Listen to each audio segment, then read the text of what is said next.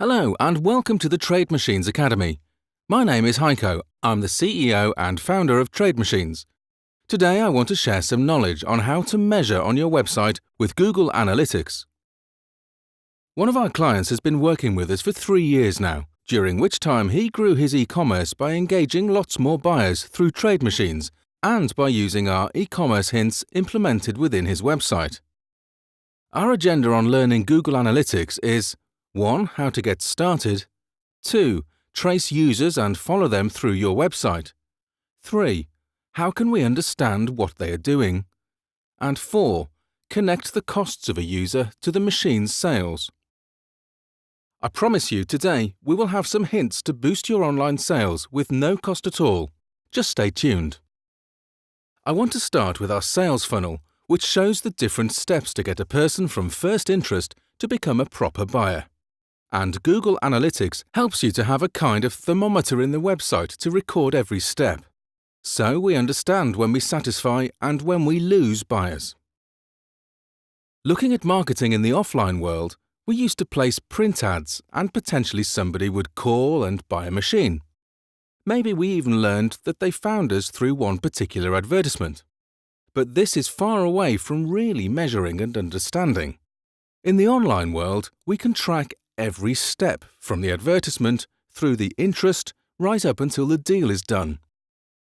The good news is, every user leaves traces on your website. We just need to record them and read them. So, we want to answer the question of what is interesting for the user along the sales funnel online and what makes a user convert. In the end, we want to connect the buyer source to the final sale to do proper and efficient marketing. Google Analytics is one tool. It's easy, available, and free of charge. You create an account, add the snippet with your ID to your website, and Google starts to collect data for you. If you have not installed Google Analytics yet, there's a great explanation on WikiHow, the links provided here. And if you experience difficulties, you can always call us at TradeMachines. Next, Google welcomes you with a dashboard overview showing some key information, like the amount of visitors, the time they stay, all over the past couple of weeks. But let's take a closer look at what you find and where. On the left-hand side, you find the navigation, which is split into 4 main areas. The real-time infos. Here you can find ad hoc insights into what's happening on your website right now. Audience. Qualifying what type of users are on your website. Acquisition. Telling you where your users come from. And behavior. Answering all the questions about what users do on your website. Let's now dig into the questions we put up earlier. Where does the user come from? And who are they? And which page did they land on? What pages do they visit? How long do they stay? And from which page do they leave? We'll now look at some samples of what kind of data is behind the main areas. Real-time shows you, for example, how many users are on the website right now and where they come from. This is nice and gives the feeling of having real users using your site. At the same time, I find it least interesting for analysis over a longer time span to see what has changed due to marketing efforts or website modifications. Audience is more interesting, seeing gender, age, or the usage of mobile devices. This way, you can identify if you attract the right people. If you see all 12-year-old boys on the website, they might like big machines, but they won't be buying. In this area, also the location of the visitor can be found, the continent, the country, but also even more localized info, right down to the city they come from. In the acquisition area, you find all the channels which send you users.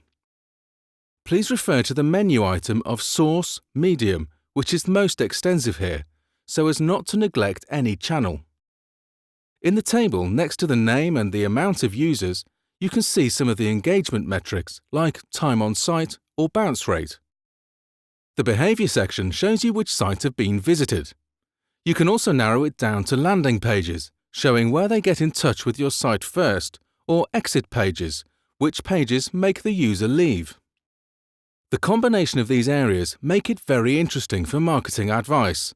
Where are the countries staying the longest on my website? Which age group is sent by Google? and so on. But which marketing channel really sends the buyer has an additional dimension which is a bit unique to our industry. Imagine, someone Googles a machine, comes to your website and buys. Sounds too good to be true. Yeah, this is obviously rarely the case. More probable is that the buyer finds you somehow through Google or TradeMachines and comes to your website. They have to ask their boss, clarify technical questions, finance, and all kinds of stuff, and in the meantime they visited your page several times, most probably because the link was saved. In this case, only the first visit is measured from the initial source. The others are direct visits in the eyes of Google. For cases like this, Google provides attribution models. In this example, we compare last visit and position-based, the orange mark on the top. Position-based means Google takes also the first source into account to measure the user's activity. Here you see Google and TradeMachines tend to create the first contact, so perform 70+% better, and other sources like email marketing are more of the second kind. To really appropriately evaluate your marketing spending, we all should look at position-based performance. So, please make sure you understand where the users come from and which channel really participated in the conversion. These are the tips for today. Thanks for listening. We love you, we love machinery, and we love traders. Thanks a lot, and bye-bye.